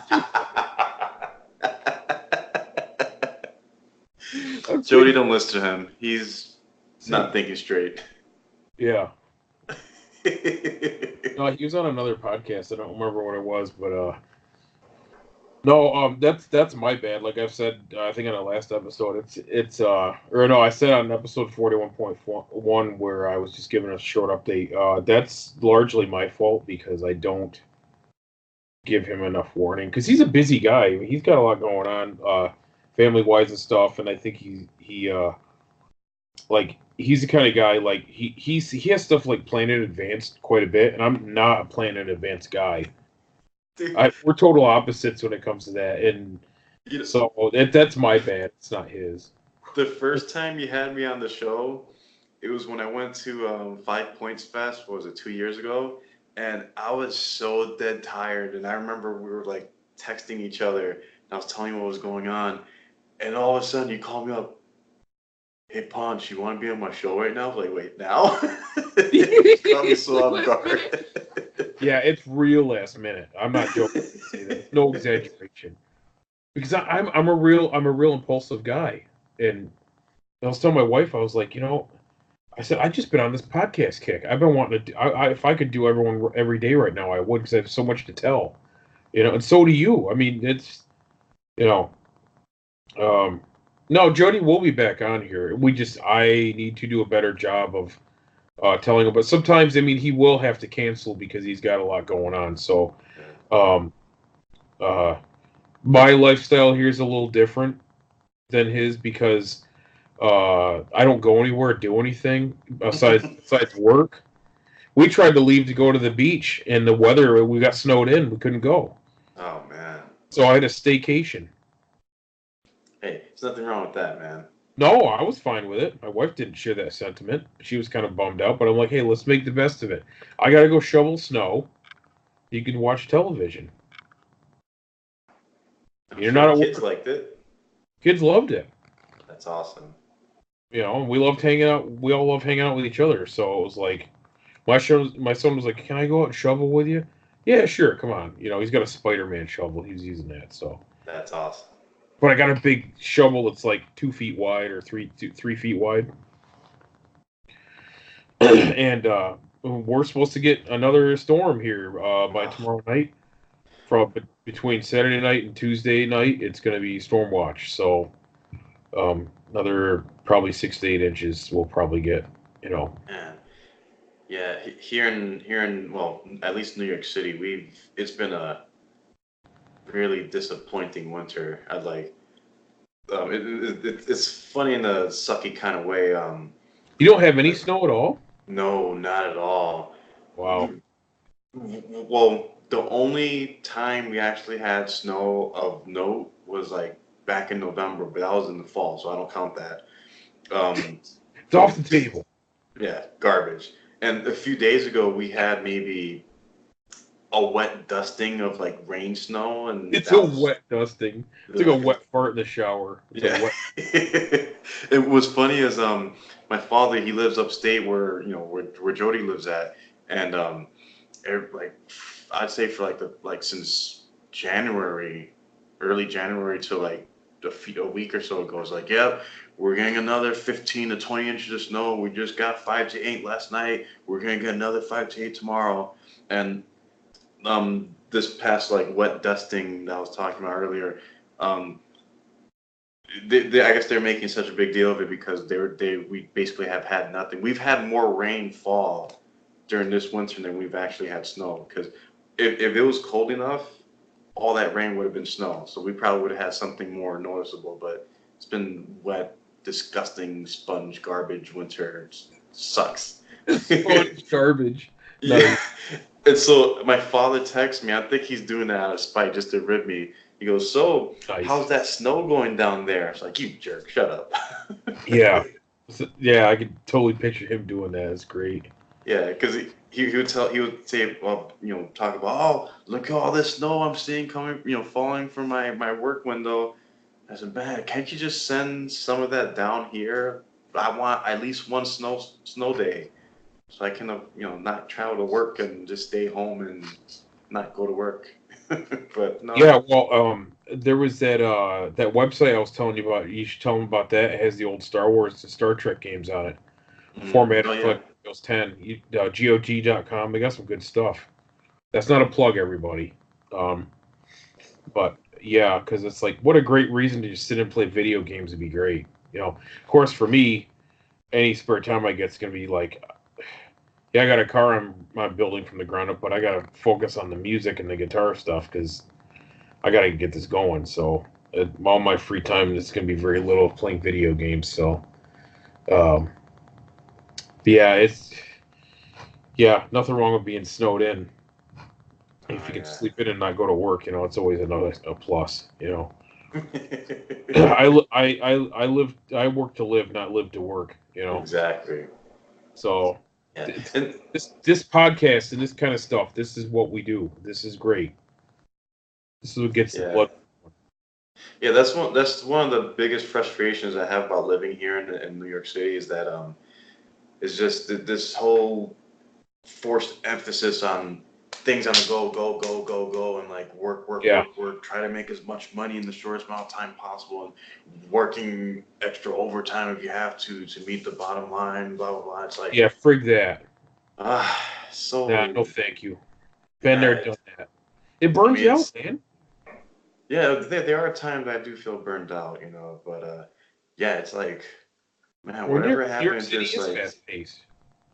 yeah, I mean, it is fun. I mean, I'm kind of used to it by now. Well, at least I'd like to think I am. But every once in a while, it just gets to me. It's like, oh man, can you guys just stop for like a day? Are you gonna really lose out on like what hundreds of dollars you're making like out of the millions or billions you're making a year just to chill and relax and say, ah, so this is what fresh air smells like, even though it's full of toxicness and You're in fog, like you're in you that know. diarrhea cloud of smog that hangs over New York City. Yeah, exactly. But it's like, have you ever had any thoughts of like maybe like moving somewhere a little more clear? Well, I entertain the thought a lot. Like the only issue with that is that I would like to have the same salary I'm getting now in a different place because Right. like say for example I don't do it often, but like I would toy with the idea of like maybe moving back to the North Country where my father and Jody live at. But the problem is there's nowhere near as much job opportunities that there are Yeah. down here, and even if there were, the standard of living up there is much lower than it is down here. So if I were to find an equivalent job that I'm doing here, the pay would be drastically, and it'll be adjusted based on the standard of living up there. And Right. I, I'm already my lifestyle is adjusted to what I'm making right now, and to make Yeah. that change is just too drastic, and Well, that's where I I'm can't at do too. it. Yeah, I mean it's that's how I'm able to make things like this show happen and get lessons from professional guitarists. It's like, in order to make the goals happen that I need have in place that are my calling to do, I need to have provisions to do that. And you're absolutely right. I mean, you know, you gotta. Sometimes it takes a while to get to where you can get in a position where you can do the things you want to do and not have your thoughts occupied by stuff outside of this with, like, being stressed about things or whatever. But it's like, being able to do a show like this and stuff is great, and the kind of like friends and interactions we've had from people we never would have met if we not done these shows, whether we're on someone else's in the past, or like with me, I was on Jody's show, and it was like, Paul McGinty and the McSauce guys and stuff. It's like, and Brian McCormick. I mean, it was uh you know and Chadwick Stewart. um it's just like, you know Hope This Finds You Well, all those guys, those various podcasts. It's like I'm really good friends with Ryan McCormick now. I mean, like I knew we would be, and same thing with Paul. Like Paul, it was like, they reached out to me, really reached out to me, and like, hey, do you have a Twitter account, or whatever? It's like, well, no, I don't, but that's the reason I got one, and Yeah. then because I Same got one, here. that's why you got one, Same here. and. I mean, it's just kind of like this shows open up a lot of like friendships and interactions and things that would not have happened if we had not done this. So, Yeah. um, yeah, It's funny too because well, you've talked about, I've talked about, like I always wanted to be like a comic book artist and stuff, but just like a lot of things, life takes over and stuff, and that's still something I would love to get into, but I think at this point in my life, career, whatever, I think I can re-channel that into something else, and especially with how like social media is such a platform to like do so much stuff. Is not just, I mean, obviously you can chat with your friends, chat with absolute strangers, but um, every once in a while I'll pick up a news feed of like some artist. He just does random new doodles on like a post-it note, posts on Instagram, and he's got like 30,000 plus followers just from posting stuff that I normally do without a second thought, like a friggin' meeting or because I'm bored and stuff. And like you're saying, like when I was on your podcast the first time, Paul reached out. I was like, oh, is he on social, any social media? And like, never really was into social media. I kind of, yeah, same, well, yeah, yeah. I mean, I still kind of am that way too, but I think I've opened up a little bit where, I prefer Twitter much more than I do Facebook.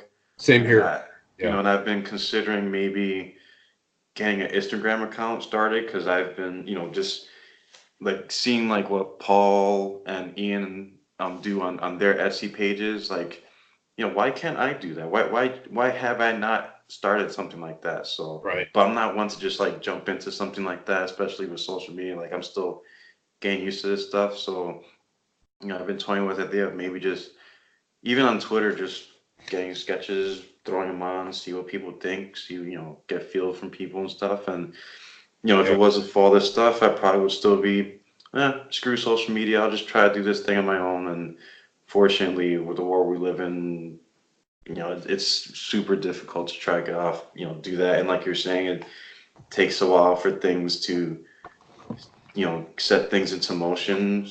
Sometimes people are fortunate enough to start it off a lot earlier than others, and sometimes it takes like it might like in my case just a change in mentality with whatever for whatever reason. But yeah, this is really cool. Like yeah, yeah, it well, just it's, is. it's like, I mean, the thing, you shouldn't let like an age thing really stop you, though, because Oh it's no, like no, it that's such a lie, such a deception that gets put in people's head. Just like, if you have a talent, a skill in something, run it to ground, no, I agree. keep going with it, don't give up.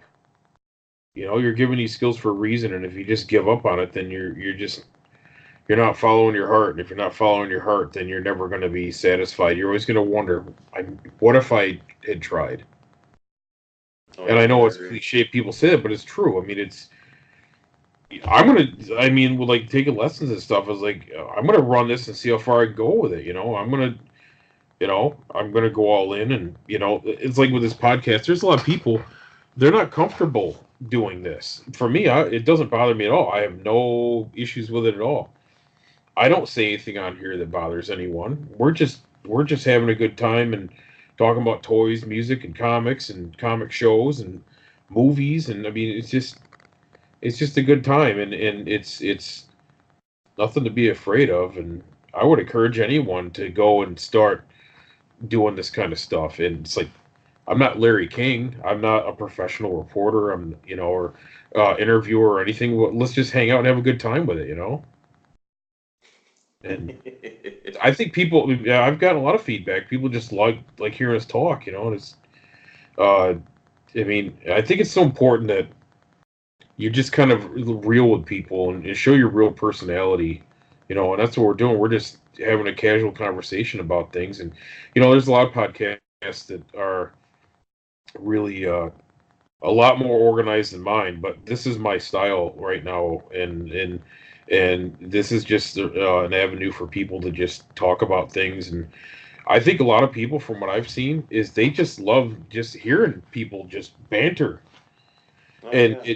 I mean, it would be different if it was like, let's take like someone who's like on location at the PowerCon, and they've got like official microphone, little logo on it and stuff, and we're here with such and such. And we're here looking at the new upcoming releases of blah blah blah, and it's like, I'd have to wear like a Deacon's Code patches on it to be that organized.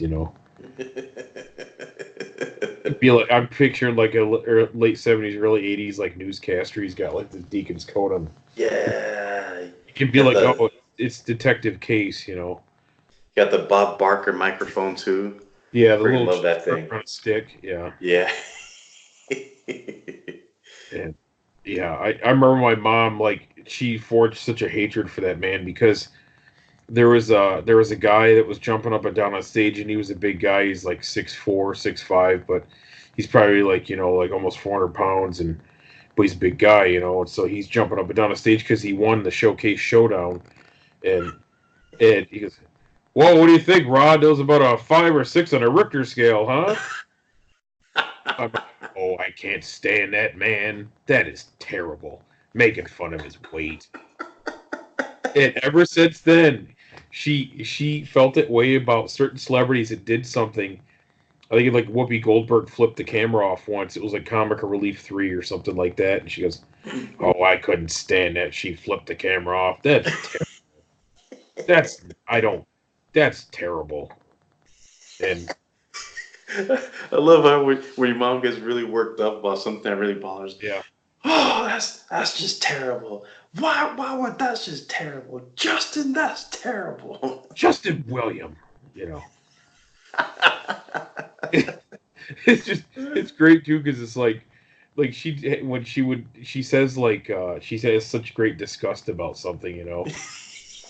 Oh, that really. Oh, that's great. Yeah. But it's just like, yeah, some people, you do one thing wrong, they don't forget.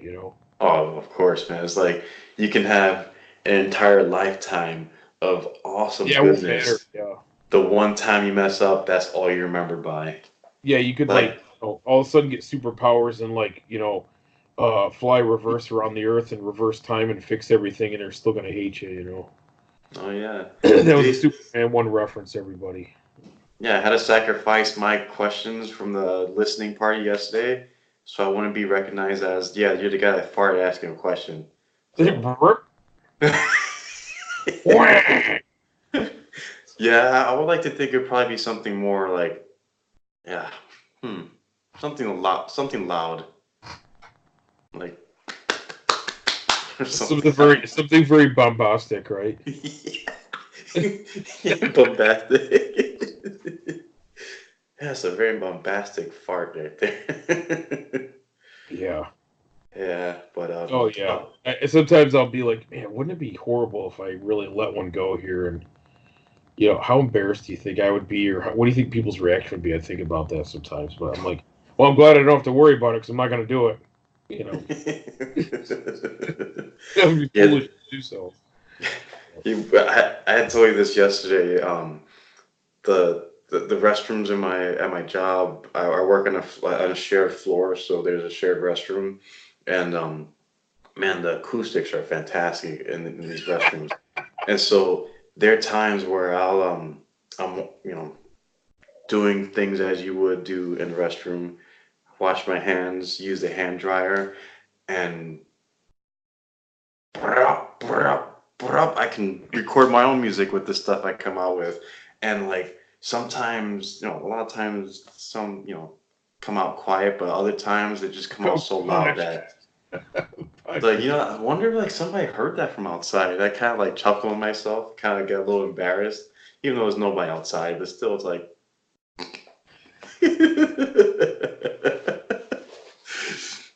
Random stuff Yeah. that goes through my mind. Oh, some people just have no couth, though. I mean, it was like I remember I was in a an office building, and sometimes you get in situations where you know what's going to happen. There be no someone's going to do it, you know. And I was in this office building once, and it was like there was this long hallway, and down at the other end, I just see this guy walk into one of the lunchrooms, and he looked before he got all the way, and he looks around, and he goes, "Wah, wah," you know. And then I hear someone go, they whistled like R2D2. They go like that. I'm like, what the frig is this? What kind of symphonic Oh my is goodness. this? You know. Yeah, there. I don't. Hopefully, my coworker isn't hearing this, but there was one time, I don't know, early this week or late last week. You don't have to say who it is. It's No, fine. no, I'm not saying names, but I was helping him out on his computer, which I don't remember what it was exactly, but I had to go to his desk, sit down in his chair, and like figure out what was going on, and he had stepped away really quick. Then he came back, and I stood up, and he sat back on his seat. Dude, I don't know what it was, but like as soon as I passed by him, a whiff just like Oh, smacked me in my it face. hits It's you like, like oh a my, wall. Yeah. yeah, yeah. And the thing is, like, I would have to follow him to like we had to do something else, like something work related. So I had to follow him, and it's like it did not detach from him. It just kept on following him. It's like I in my mind, I'm imagining. You ever You see the got movie string Donnie on. Darko? First few minutes of it, yeah. Okay. Well, do you remember the scenes where like you see like these weird like translucent tunnels going about like in spaces and stuff? Mm-hmm. Well, I guess I haven't seen the movie in a while, but I Well, think what I say is I go, oh, that one's got a string on it. Watch out, you know. yeah. But And in I'm my like, yeah, mind, this one's got a membrane on it, you know. It's in real my thick. mind, I imagine these like translucent tubes following this dude, and just I'm walking in the middle of it. I just can't escape it. Terrible, man. Yeah, Terrible. it's like a wall, you know. Yeah. It's like, but yeah, it's some people just don't really care anymore. And they get to a point to where they just don't really give a rip, you know. Well, they do give you a rip, but yeah, it's like they just don't care. They get to that point where they're big deal, you know. People don't like it. That's a bonus for me, you know. I thought it was funny. That's all that matters. Yeah, yeah, yeah. Yeah, I've been told I have a grin whenever I do it. Oh, Like if somebody smells something to look at me, he's like, does he have the grin? No, he didn't do it. did you ever see that footage they have on YouTube where it's got the thermal camera? No. Oh, I'll have to show you that off the air. That's really funny. They've got a thermal camera of someone letting it go, and it smoke. It looks like black smoke because it's thermal. It's the heat. I think we've lowered the bar of the podcast about five levels. Yes. Thank you for whoever's left over listening. Yeah, We hope you yeah. come back next week. This is the second the first of the second ending of the show. Uh,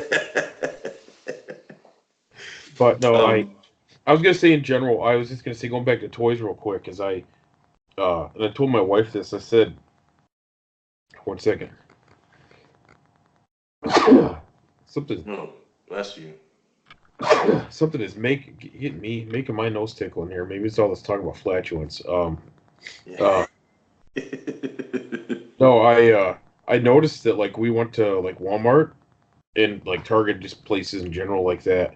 One of the only places you can get toys, and, and like if you got a Fred Meyer or whatever, but there's like a huge gap in like new toy releases right now, and I think it's probably because the the first one's like New York Toy Fair. I mean that's like the big one, right? But there was no Mattel presence there. Yeah, I heard about that. It's weird. And like they showed up at like I think it was PowerCon or San Diego Comic Con. I think they were PowerCon, and they were like showing teasers for like the big jumbo Motu figures, like I've got like the big ones, where they released like Stratos and uh, the first yeah, there's 6 of them that they released, but they didn't do the full 8-back. So the other 8-back are Tila and Ram Man, right? The original, what they call the 8-back, the 8 figures, and it's a plane flying over the house. Don't hear that very often. Anyway, yeah, weird. Um, but they were showing off like jumbo versions of like the Horde Slime He-Man or whatever you want to call him. It was really cool because it had the red eyes with they put like these dark green lightning bolts on him to make it accent it, and it's a green He-Man body, right? Prince Adam, the original version with the vest and everything. Faker, and then of course He-Man. And so they had like several. And Wonder Bread He-Man. They had a jumbo Wonder Bread He-Man and the 5 3/4 inch, which is cool. And so it's like I'm like I'd love to have those. And then they had the other Thundercats, the Thundercats resin prototypes. They didn't release with their original Matty Collector Thundercats, and I'm like, what are you guys doing? If you're gonna show up and show a product, I could tell it was just a farce because uh they're pretty much, I think it was like Pixel Dan asking like, so what are you guys doing here? What's your plans? And pretty much nice way of saying, what the frig are you doing? It's like we have someone else doing those. And I think he'd actually asked the question to both Super 7 and Mattel separately, and they're like, so are there things that you're doing here that kind of conflict with Mattel or blah blah blah? And yeah. And the response was very kind of dodging the issue.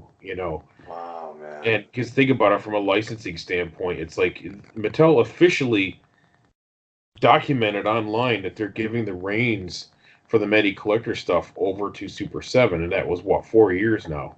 Something About like that, 4 years, running. And, or maybe it was like, yeah, it's been about 4 years. Yeah.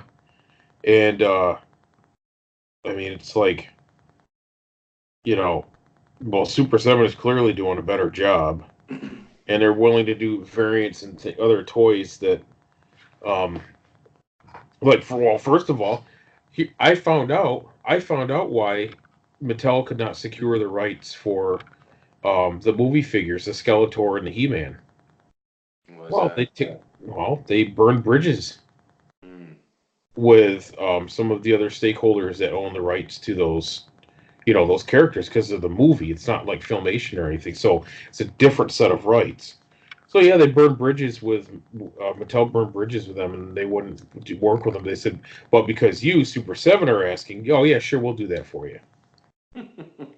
And they said it right on the video. The guy, Brian from Super 7, said that. It's like, Wow. oh, that makes sense. And I'd always suspected that because like Super 7's great because they're just like fans that their motto is like no one made what we wanted to, so we made it ourselves. And it's like they're just enjoying making the product and getting it to collectors and stuff. And I will say they've been very good about like doing payments or financing or whatever because they do recognize that like it was just after Christmas, they've got another wave of figures coming out. They're like, well, we know it's going to be tight because we just released these other ones. And so I mean, they are trying to make it work, but they are a small company, and they're not running a charity. So it does seem like they're starting to release more waves, getting up to where like Matty Collector was, where they're releasing like 3 or 4 figures, per wave, but it's not per month, right? Because they do build to order, but they do pre-orders, then they manufacture, Mm. and they don't. I mean, they don't like keep them regularly on the website. It's like you snooze, you lose. You know, they keep a very limited amount of stock for like replacements. You know, like I had a Shira Hordak 5 3/4 inch window set, and when I got it, Hordak's leg was not attached. It was broke inside the package. They were very good about replacing that. Oh, that's good. Yeah, they didn't charge me or anything, obviously, but That's it's like They were really good about that. And I was like, hey, what's the process here? What do I got to do? Like, oh, we'll send you a shipping label. Well, they never sent me a shipping label. I don't think they care at this point. So, but they got a lot of product coming down the road. So, in all three lines, I think their three main lines would be like 5 3/4 inch, 6 inch, and the 3 3/4 inch reaction figures. Those are the three big ones. And they got some French stuff like muscle and um, some other stuff on there, and they've got some like T-shirts and mugs and masks at this point now. So I think some like Halloween buckets or whatever. But um, it's a nice spread to what they're doing. It almost seems like Mattel is trying to like catch up with them. Like, look, we can do that too. It's like too late, too late. You guys handed the license over to Super Seven. You gave the reins to them. No go backs. Because that's what it Right. looks like they're trying to do. No go backs. It don't just show up to a power con and have all this merchandise on here and then not have a plan for how are you going to sell it. It just seems like they just want to make an appearance and then they're going to pull back again. That's what it seemed to be. And That could and very they well be that.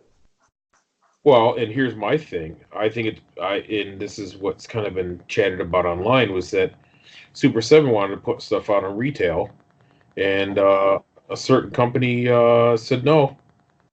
That's our shelf space, not yours. Wow. That's the way I interpret it. You could probably figure out who that is. Does not surprise me, man. Especially with, oh, wow, that sucks. And it reminds me of Star Trek X and R, where they develop Star Trek X and R was I think it had like a very limited budget. It was a fan film essentially, but the people that were doing it were very skilled professionals.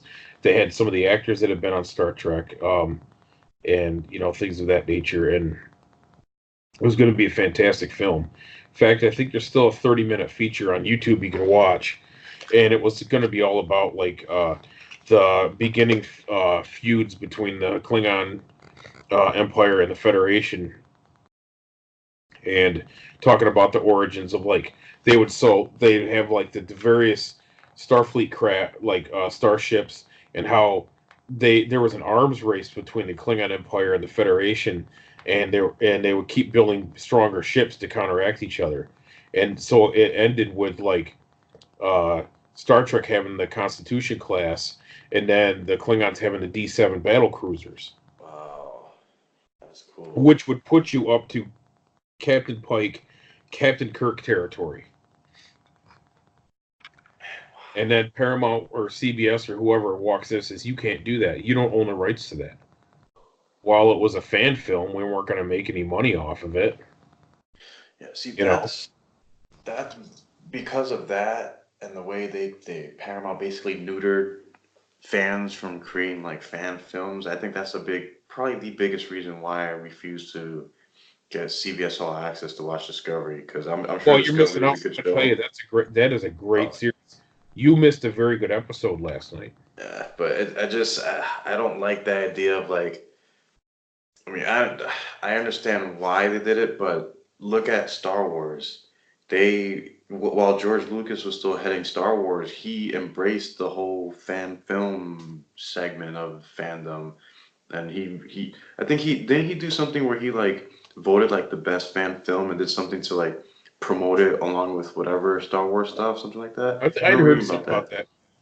But Right. then But then Tolkien Enterprises did the same thing with like the Hunt for Gollum.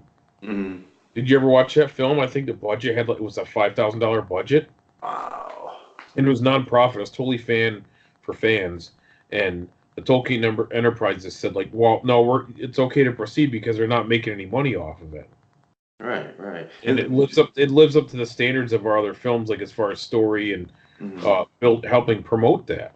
It's a brilliant idea. Yeah. And what bothers me the most too is like this is free promotion, free advertising. You don't have to do Exactly. anything at all. The fans are doing it for you. So why limit them? And again, I know I've heard even from my father. He said, "Oh, Discovery is great. Discovery is great." I just can't. I can't throw money towards a company that has Well, it's ego. limited fans. Well, that's the thing, Sucks. though. It's like fans come up, they keep the ball rolling, come up with their own stuff because you're not willing to put the time into it, and then it's like you get it's a jealousy thing, or it's like, well, that's not our idea, so we're gonna squash it. Hmm.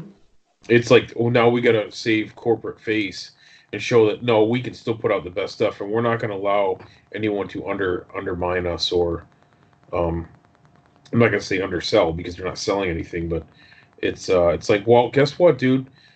We know it's your property and we know that it's all your stuff, but we're keeping it going when you are stopping. You're not doing anything, and it's like the whole UPN network really just destroyed everything because that's where they refused to have it on CBS, like have it on mainstream TV, Hmm. and that's what killed Enterprise. Yeah, I was just gonna mention Just that as it because was getting good, they had the whole mirror universe thing. all of the fluidic space and stuff. Oh man, dude, I Well, remember. they had the Enterprise on there. Remember, I think was it like 2 episodes. They had changed the intro music to be. Yes, I was like, they were already poised to go a totally different direction with the show, man. but they I ended. Those two Mirror Universe episodes are probably some of my favorite Star Wars or Star Trek episodes of all time, just because this is how extreme the Mirror Universe is, and we're gonna show us by having completely different opening theme song and the episode. I mean, they weren't like super awesome, like they weren't like the best episodes ever, but those episodes were still really really good. It's just I Yeah, hated how like it was more pronounced in the fourth season how much Paramount didn't care about the show. Just kind of like they let it yeah, flounder. They didn't. There was not much promotion whatsoever, and even like the final episode, the series finale, terrible, yeah, terrible, terrible friggin' episode. Like the entire storyline was rushed. Like most of the main cast wasn't even in the episode. So it was so bad. Like I felt so bad because like you're saying, like for me, I think they're picking up the stride during the third season when they introduced the whole fluidic space, and I mean, even though that storyline did drag on a bit, but for me it felt like they were really picking it up from there, and then like the fourth season beginning, they had they started off with some really good episodes, but then the announcement was made that like the show was ending, and Paramount wasn't even doing much on their end to at least give it a respectful ending. And oh man, yeah, just all of that. It's just I don't know. I don't feel comfortable.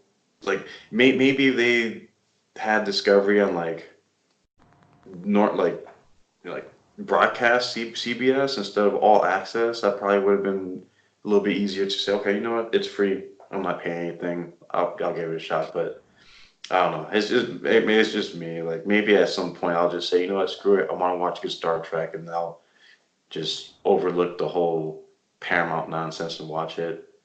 But I think eventually you'll break down. I think it's just right now you've got a stance, but I mean the thing is like it's kind of hurting the show because they are choosing just to put it on the app and not have it on mainstream TV, mhm. and they're just using it to sell the app. But it's like I should just do what my brother did is just not subscribe or he did like 1 month free and what just watched them all. Then he Mm. unsubscribed. But now you can get the whole set on DVD or Blu-ray, I believe, and you can do it that way too. Watch the whole first season, and but I'll tell you, so far, I think the second season's even better than the first. Oh, wow. Yeah, even the first one was pretty decent. So, um, but see, they changed the production style of the second season to be more cinematic as opposed to on the small screen, which I think is a really nice change. Which tells me that in order to do that, well, things are cheaper to make as far as movies and stuff, but I mean, I think that means they got an extra amount of budget to do it, which I think is great. They've had some production staff changes. Some people have left the project, and they've changed some concepts. Uh, they've introduced Section 31, which I think is great. Cool. So Yeah, I think it's really cool, and it's neat because the Section 31 guys have Black Starfleet badges. That's They're cool. like, "What's that?" And it's like, "Well, that's their or it's like their badge, you know." That's pretty neat. And it's great. And I think Commander Saru's great, and I like his origin story, and it's pretty awesome. Yes. Yeah, eventually, or maybe I'll just buy the Blu-ray per season. Maybe I'll go that route instead. I mean, There I'm you go. still. They bring the mirror universe in. I mean, almost immediately. Oh man, that's awesome. Yeah, and the Klingons are like brutal and just like they look monstrous. I mean, they explain. I think they started explaining the whole gene thing with the Klingons, why they look so different in the beginning, because they made them look like the Kelvin timeline Klingons, really protruding ridges, no hair, uh, just really like barbaric, like they eat their enemies' flesh and stuff. It's like crazy, Oh, you know. They're way more brutal than like the TNG or the original series Klingons or like DS9. It's like it, which is great because overall it shows you how watered down the Klingons had become.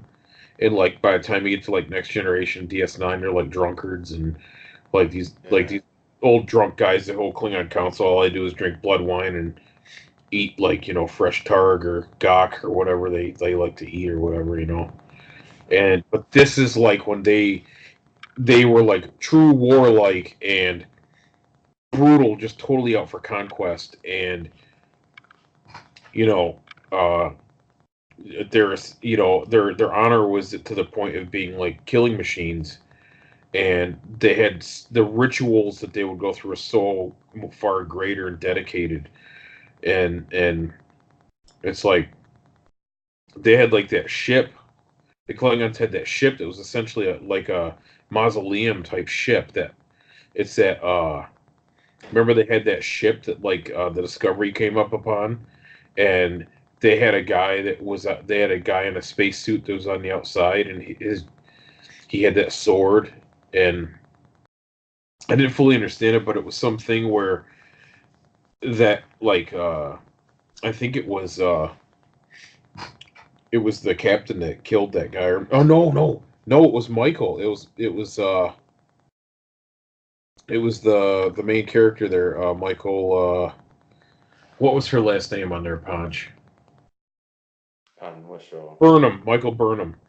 Oh, Burnham went out there and she killed that big Klingon with the sword, and that set the whole thing off. That set off the whole Klingon thing off. Was them going onto that ship and killing off that. So, and I could tell you're falling asleep. You're nodding no, off. I'm trying my hardest just to listen, man. I am Well, we've listening. got 2.5 minutes left, shy of 2 hours, and I'm going to wrap this up Really? because you need a Vivarin, my friend. I'm good, man. Oh, we got to wrap this up. But I love Star Trek lore. I could talk about it all night, But anyway, Yeah. guys, if you stayed Well, with us this long, we appreciate it. yeah. I want to quickly ask too.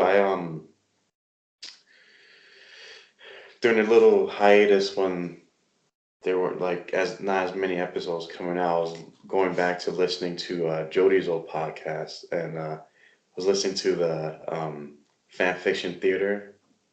Mm-hmm. Like I was thinking, man, wouldn't it be awesome if we like did our own fan fiction theater? Like, I mean, I don't know if we can do what was done justice because I mean, Jason reading the fanfics were freaking great, Oh, but that was great when he was doing it because oh he's yeah. doing like the Garfield thing. I like lasagna. He just, he's kind of like, hey guys, awesome. I told him his Garfield voice is great. I love it. Oh man, but yeah, that'd be Or like the because Blood Sports by John, or was it all the King blood Mike? sports. King Mike Election, that was his name. And Jody goes, I think it's obvious that the his his command of the English language is not paramount, is what he said. He has a master's in the English. Oh, uh, I well, I do most of my podcast listening at work, and like that episode, like other stuff, like I have to like step away from my desk because I'm Oh like yeah, laughing I so know. hard. It's that one's a funny one because Jody gets laughing so bad. And Jay-Z goes, I was working my muscle on the punching thing, and he goes, Jay-Z goes, they go on the punching thing. Jay-Z goes, I think he means a heavy bag like that. So is that something you think you'd be interested in doing, or is that kind of like Yeah, I didn't not? want to steal their thunder, but I guess I'll be willing to do it. I'll write my own fan fiction theater. How about that? No, I'm just kidding. Then they know it was me, and it wouldn't be as funny. So Yeah, that is true. Just in case production. yeah, Jason, sorry, yeah, never mind. there you I'm go. getting mixed up.